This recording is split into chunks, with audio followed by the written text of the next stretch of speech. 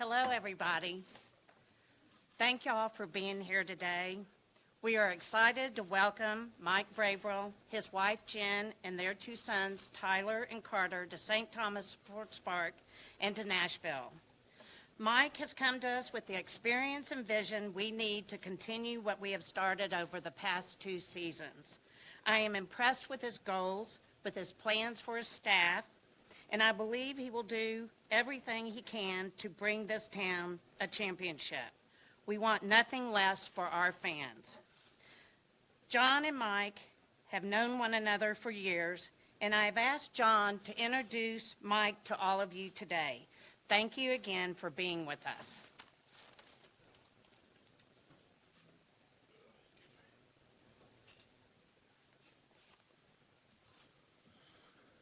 Good afternoon. 1 week ago, I stood here and spoke about moving forward, building on the foundation over the last 2 seasons. Today, we take that next step. I've watched Mike Vrabel firsthand as a player. He's one of the toughest players, one of the smartest players on those New England teams. He was a demanding teammate. He was a selfless teammate. And above all, for him, it was always about doing what is best for the team and winning. He quickly transitioned into the coaching ranks and rose through those ranks. Mike has a great presence, excellent leadership skills, excellent knowledge of the game, and I am extremely proud to be partnered with him as everyone in this organization, works together as a team toward our ultimate goal of bringing a championship to this great city, this great state, and our outstanding fan base.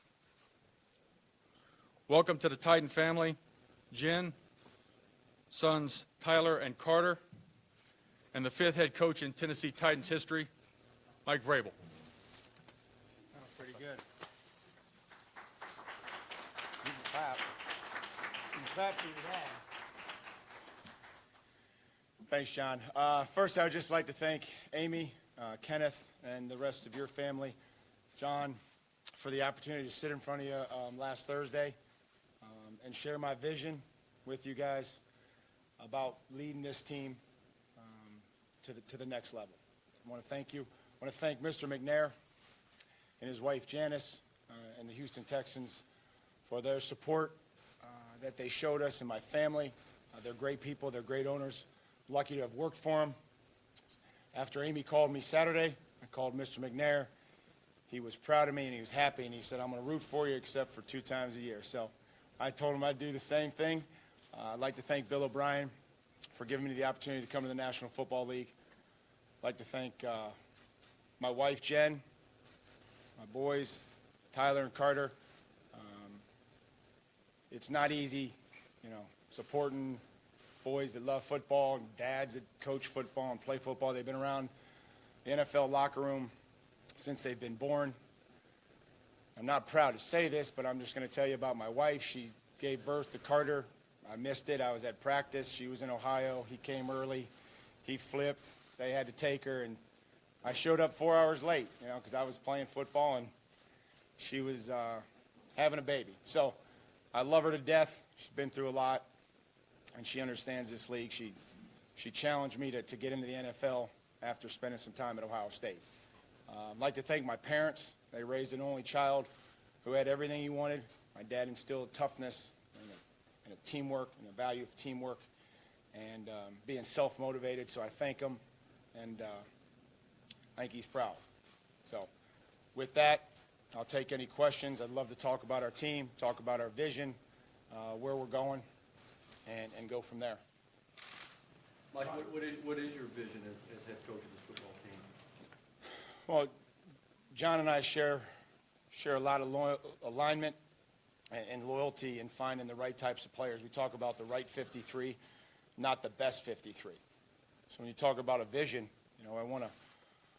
we want a big, fast, strong, smart football team, that's discipline. I think when you talk about discipline, not jumping off sides late in the game, when you're disciplined, you're able to take advantage of the other team's mistakes.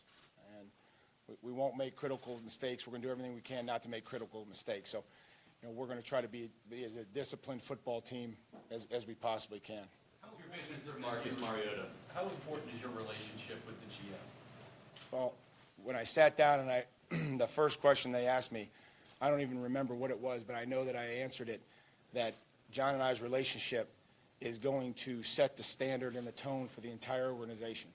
And that relationship will be built on, obviously alignment and loyalty and trust and mutual respect. We're going to disagree on players. We're going to disagree on things. And at the end of the day, somebody's got to make a decision and move on. But I said that will be the most critical relationship in the building. When we walk out of his office or we walk out of my office and we walk down the hallway, people are going to look and they're going to notice what's going on with Mike and John. Like, are they together? Are they, and we are going to lead my staff, his staff, and the entire building with that in mind. What's your vision for Marcus Mariota? Yeah. I'm able to talk to Marcus last night. Again, I was trying to sit down with dinner last night with my family. Jen drove over from Houston, and Marcus called and returned my call. And I was like, sorry, guys, you're going to take another back seat to the quarterback, so I'm going to take this one. And so the vision is that we're going to do things that are going to help them. We're going to put guys around them that are going to help them.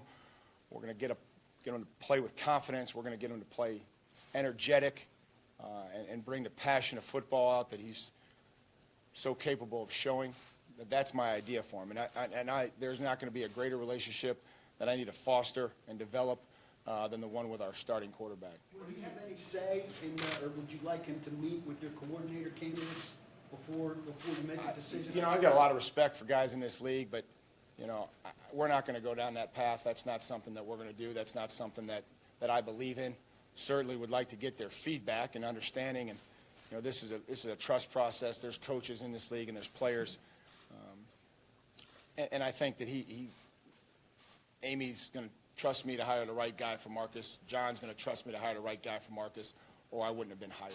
What did you think of how the Titans utilized Marcus's skill set in the past few years? With all due respect to anything that happened in any games that they won or lost, we're moving forward. We're going forward.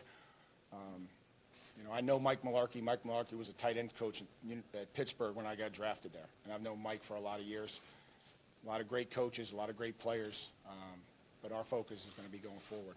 What's your past experience with Coach Belichick, Coach Cowher, O'Brien, Urban Meyer show up in what you do? I don't know. I've been lucky, and I shared that in the interview process. Whether it be by fate or luck or chance, to be around some of the greatest coaches that will have ever coached. Was able to be drafted by Pittsburgh and learn the toughness and what it meant, the importance of special teams, and just that Western PA attitude from Bill Cowher, and taking a free agent trip to New England and changed my life. My free agent bonus in New England was less than my rookie free agent, my rookie signing bonus. So that tells you anything. It wasn't very much, but I learned so much from Bill. But I'm not Bill, and I'm not Bill Cowher, and I got to coach under Urban Meyer and learn so much, the importance of teaching. And we have a young league, and we're going to have a young team, and to teach these guys the right way and developing and making them better. And I'm not Urban, but I'm going to take a lot from him. And I've been able to be in Houston with Bill O'Brien, so I'm lucky to go through basically, a doctorate degree of coaching with the people that I've been around. Defensive guy, how much say so will you have on what type of All defense? says I'm the head coach.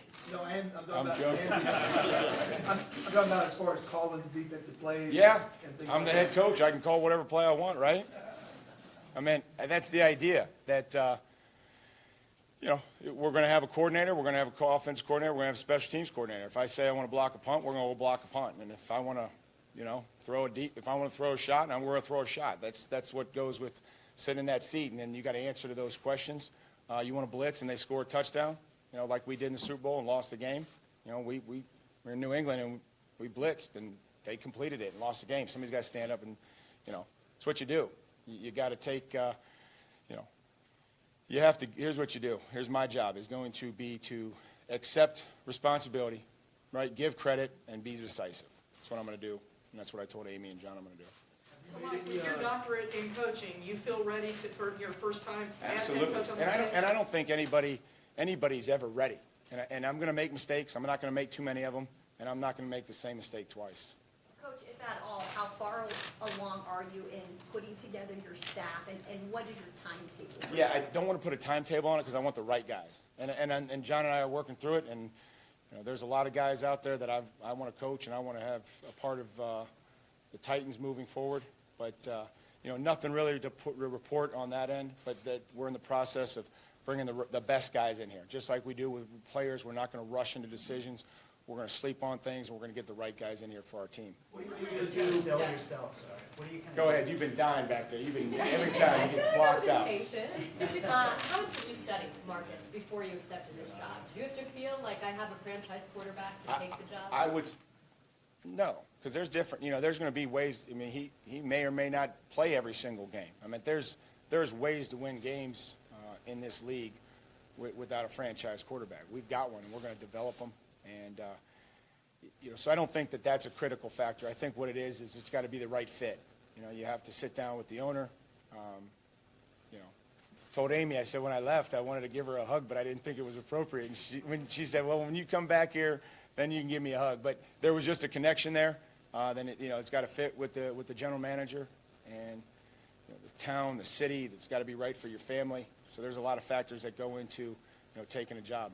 What were your thoughts of Marcus when you schemed against him at the Texans BC? One more time, I'm sorry. What were your thoughts of Marcus when you schemed against him? We were scared to death. You know, he pulled a football on Jadeveon Clowney and ran 40 yards. And thank God he pulled his hamstring running 40 yards. That game wouldn't have been what it was that day in Houston. So he's a special talent. You know, he's a special kid, and I can't wait to work with him and help him through, you know, taking that next step in his career. But you know, you get a quarterback that pulls it on JD, you know, you better have you know, some cojones, because JD normally swallows those guys up. You spoke about talking to Marcus last night. Before April and the official start of the offseason, to what degree are you able to be in contact with guys? Limited, like normal conversation. I think there's rules in place that, you know, we're not allowed to talk about. There's certain things that we can't talk about, and there's certain things that we can. And you know, I've seen a few players in the building already, and that's going to be important to me, that these guys are able to figure out who I am. You know, it was pretty cool. Like Taylor Wan said, hey, I've been following your son. He looked at Tyler. He's like, I've seen those huddle highlights. And, you know, that's pretty cool. You know, they play the same position. And I know that, you know, Tyler watches him and watches how he plays. And so I've always wanted my kids to be around good locker rooms, whether that be in New England or when I was playing or here as a coach, because I want them to see what good players look like, but better husbands and better fathers and better teammates. So it's important to me that we get great guys in here. And we go from there. of what does it take to set the tone in that locker room and get everybody behind you? Well, I don't think I have to go ahead and, you know, do anything special. When I stand in front of these guys on April 2nd and they look at their head coach, I will have been every single one of those players in those seats. I will have been the rookie that got drafted, that was having a tough time, that maybe wasn't developing as fast as the coaches would have liked. I will have been the core special teams player. I would have been a starting linebacker that was expected to make some plays because he was a high-priced player. I'll have been the aging veteran that needed to be a great leader, or I'll have been a team captain. So I'm going to have a great opportunity to share my story and what I've been through with each one of those players. And so I'm not going to do anything special. I'm just going to tell them who I am and say, you know, where are you at in your career? Here's where we need to make you better. Here's what I see. This is what you do well. This is what you don't do well. And we're gonna work together to fix whatever you don't do well. You lived that arc as a player, but as a coach, you're still really young. Do you feel like you need like a grizzled veteran on your staff? I don't want to put stereotypes on the guys that I have. I'm not going to put the staff together like saying that I have to have a guy that they're going to be great teachers. They're going to have passion and energy for football, for making players better. I believe that players are more important than plays. and it's always going to be about that. It's never going to be about the scheme. Well, another thing I told Amy, said my job is going to make sure that the players know what to do and that they play fast and aggressive. And if we go into games and we're not sure of things, then it's my job as a head coach to take them out and say they don't know it, they can't play fast and aggressive. Because when that situation, 4th down yesterday, and somebody's got to make a play, I'm pretty sure that Stephon Gilmore knew what to do, and he played fast and aggressive. And he was able to make the play to win the game and put his team in the Super Bowl. Are you a 3-4 team out of the gate? What we are is we are going to work, and I have a philosophy defensively, that we're going to have coverage consistency, and we're going to have front multiplicity. And so we have great players. We're going to introduce our coverage concepts to them. That's going to remain consistent throughout what we do. And then we're going to have guys up front that may be geared towards an under defense, over defense, 3 down, 5 down. We're going to have a lot of multiplicity in our front. So it's coverage, consistency, front multiplicity. How important is coaching experience in your opinion? I think that the right experience is important. I don't think that just experience is good. I mean, I think the guys that have been coaching 2 or 3 years could be just as good as a coach that has been coaching 30 years. I'm not really sure. I want the right guys who've been through some battles that are loyal. And so maybe those guys have been around 30 years. Some of those guys are young coaches that you have faith in, that you want to develop and have a part of your staff. Do you frame the offense the way you frame the defense there with the coverage, what's the front? What do you envision being kind of the base? Sure. Yeah, I mean, I think that we're going to run the football. We're going to run it from the quarterback being under center. We're going to run it from the quarterback being in gun. We're going to give Marcus some easy access throws, whether that be RPOs or run reliefs. I mean, we're not going to run it into 8 or 9 guys. And we're not going to be silly. We're going to throw some – I believe in screens. I believe in play action, things that he does well. I mean, we were scared to death, again, when we do the stats and we run the statistics, and he's averaging 17 or 18 yards of completion in play action. Those things scare you as a defensive coordinator. Those are big plays that change field position. So those are things that we believe in, but we're going to run the football, and we're going to do it from different ways, different backfield alignments. What's the balance of using Marcus's athleticism but also keeping him protected? Right. I mean, we never want to put him in harm's way. We don't want to sit there and run him for the sake of running him, but we want to make sure that people that know he's back there and can run. And we've got a lot of experience with watching Deshaun and what Billy was able to do with Deshaun this past year. Mike, how far away do you think this franchise is from getting where it ultimately wants to go? I think to get to where you ultimately want to get to go is you got to win the division. You have to win your division. You have to host playoff games late in January. Both teams yesterday played those games at home. And I think that has a big factor in getting to where you want to go. So the first thing we're going to do is we're going to do everything we can to win the division. And our division's gotten better since I was in Houston. And you watch it, it's changed. So we got our work cut out for us there. But then once we do that, that allows you to host some home playoff games, and then try to go from there. What do you make of taking over a group that's coming off of back-to-back winning seasons and their first playoff berth in a decade? It's an amazing opportunity. It's an amazing opportunity that I'm able to stand here before you with a team that's been to the playoffs. But that's not the goal. Every year is different. Every year in this league is different. There's going to be new coaches. There's going to be new players. The schedule changes. The better you are, the harder it gets. So you have to understand that our players have to come back on April 2nd and be ready to work and not worry about, well, we came back from Kansas City. Because ultimately you have to go on and you have to move on and you have to play the next week until they don't have any more games for you. You're going to start from zero in terms of building the locker room, or this was a locker room that was unified with Mike? How do you kind of... Yeah, I mean, I think it's a good locker room. I think everything I've heard about it and the guys that I've talked to today and the guys that I'll continue to talk to tomorrow, I'm going to reach out to every one of our players. I mean, I don't know any different. Having a relationship with your players doesn't mean being best friends with them. It means caring about them, telling them the truth, being honest. So John's done a great job of having great guys in that locker room. You can't have just a bunch of great guys that can't play, right? We get that, but there's a fine line of bringing guys in that want to represent the Titans. Amy and her family represent myself and represent John. You've got to face the Super Bowl champions this next season, one way or the other. Whether it's the Patriots or the Eagles, we're hosting both of them in this fall.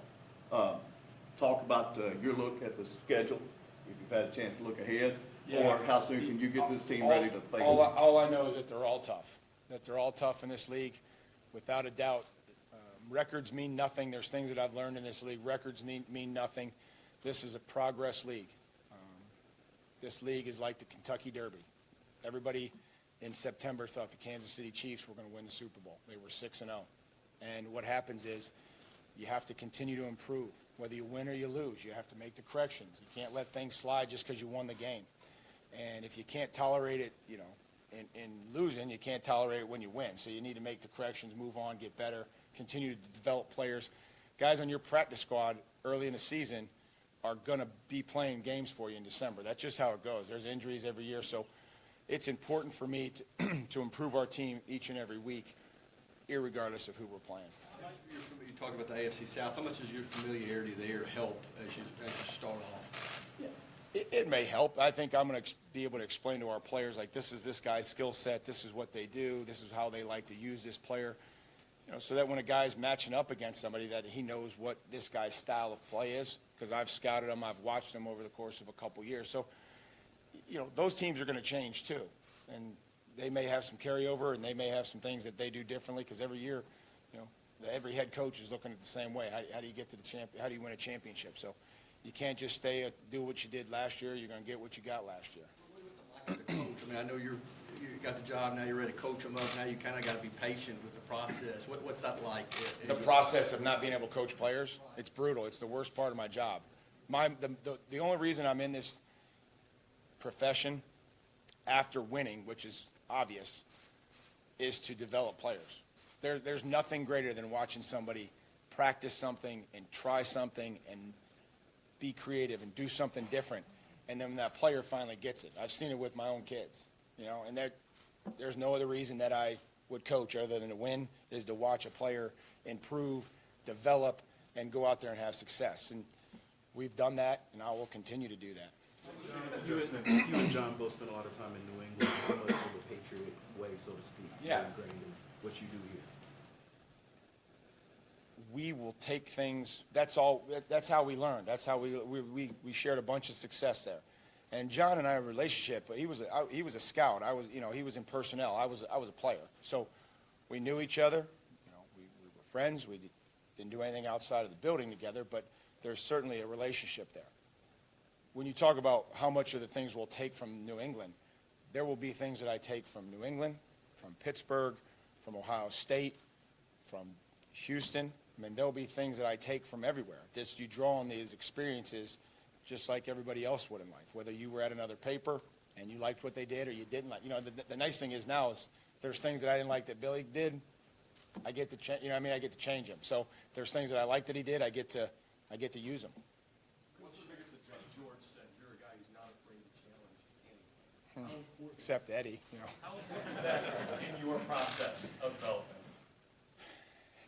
I just felt like, as a player and as a coach, that there's a right way and a wrong way, and a part of a leader is when you see something that's not right, you say something. You stand up for what you believe in, and this is a big boy business, and sometimes there's confrontations. They're respectful, but if I figured that I was working and I was going hard, that everybody else should either, should as well. Goes to the next week in regards to Senior Bowl practices while trying to get the staff together? Well, up until Saturday, I was coaching in it, so I won't have to coach down there. We'll evaluate some players, and we'll begin to talk about guys that we like and guys that who stand out. It'll be fun or interesting to watch guys that I just coached with for 4 years coaching on the field. That'll be interesting, but we'll go down there for a few days, and then we'll come back here and get back to work. Personnel. The role that I'm going to have in personnel is continued conversations with John. And John and I, again, there's no secret, John has the final say over 53. But if we don't agree on 1 through 52, it's not going to matter. Like, maybe we're going to have a conversation on the 53rd guy, and then John gets to pick who he thinks is the 53rd guy. But if we don't agree on 1 through 52, you probably hired the wrong guy. From your vantage point, how have spread concepts coming in with this generation of quarterbacks changing the game? How receptive to that do you need to be on off? The NFL has the greatest farm system in the world. We pay our farm system coaches $10 million to develop players. Nick Saban is our farm system. Urban Meyer is our farm system. So those are the types of players that they're developing. Those are the types of players that are playing in high school. That's where the game's at. I mean, Tyler's team didn't have a tight end in the school, let alone one on the roster. And so, we're going to find those types of players, but that's where the game's at. You have to try to be creative in what you're doing. You have to cause conflict. That's what these guys are doing. They're taking great athletes and they're putting them in good positions to succeed. And so we're going to do similar things. But again, we're never going to put our quarterback in harm's way. I heard somebody bring up Hugh Freeze as somebody you might look at as a possible offensive coordinator for this job. Would you consider somebody like Hugh Freeze to, along those lines? I think that what we're going to try to do is we're going to try to bring in the best guys, the right guys, and whether that's Hugh Freeze or whether that's anybody else, we're not going to put a timeline on it. I'm going to try to get the best guy in here. And with respect to a lot of those coaches that have current situations, it's not fair for me to mention anybody by name. His versatility as a player, you caught 10 touchdown passes. How important is that to you? It was more than that.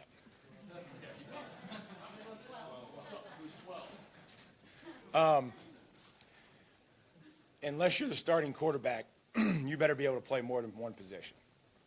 We only get to bring 46 guys to the game.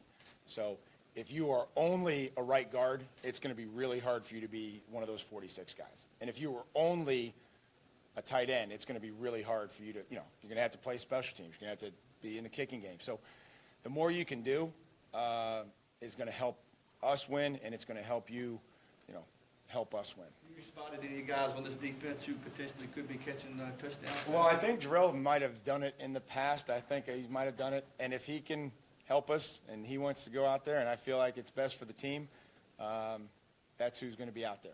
Every decision that we make is going to be with the team's best interest in mind. There aren't a lot of linebacker head coaches, I don't think. Does that give you a vantage point maybe that's different than some of your colleagues? I don't think so. This is the most competitive business in the world, right?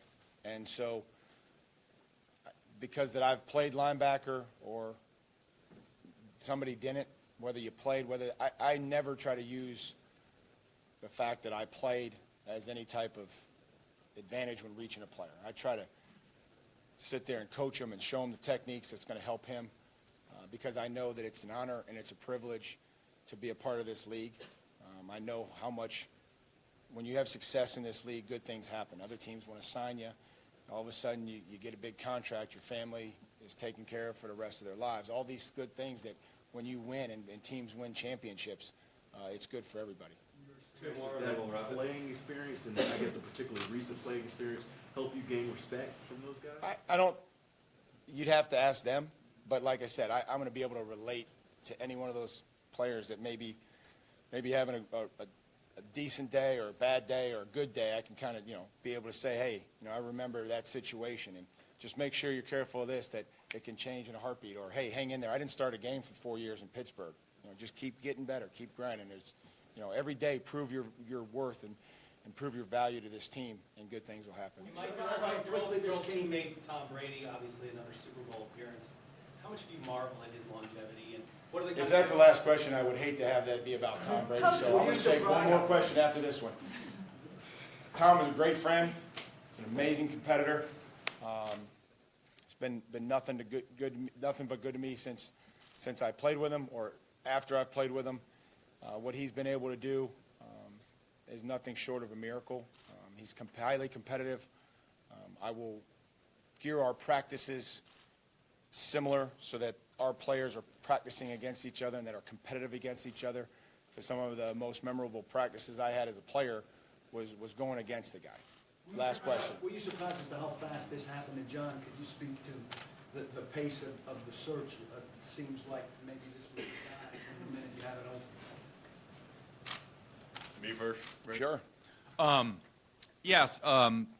You know, when he came in and we had a chance to sit down and talk about his vision for being the head coach of an NFL team, how he wanted to build the roster, the types of players that he thought could win in this league, it was clear to us that he was the guy for the job.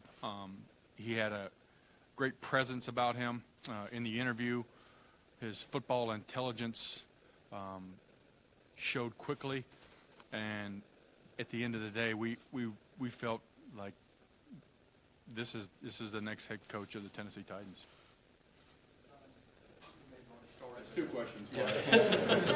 Maybe already started, but the process of working with Mike on the roster, what you have, and building, is that already started, and how does that go from here? Yeah, we've already started talking through roster stuff. You know, he obviously has some familiarity. He had a very good understanding of our roster. On the interview process, he was able to talk through the strengths and weaknesses of players on the team, and he just really had a good grasp of what this program was going to be about, and our alignment was apparent early on. Good. Thanks, everybody.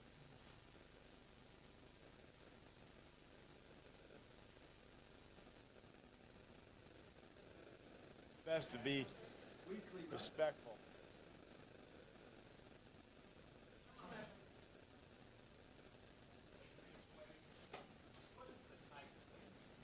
Yeah, and I think that's a great question. I think to get away, you have to win.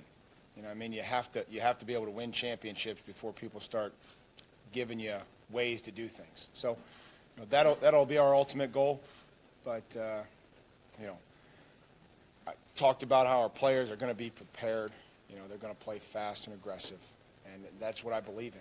And so, until we can win a championship doing that, then there's not going to be this Titan way. We'll be talked about in the building, but people from outside the building, they won't believe in us. They won't have faith in us until you win.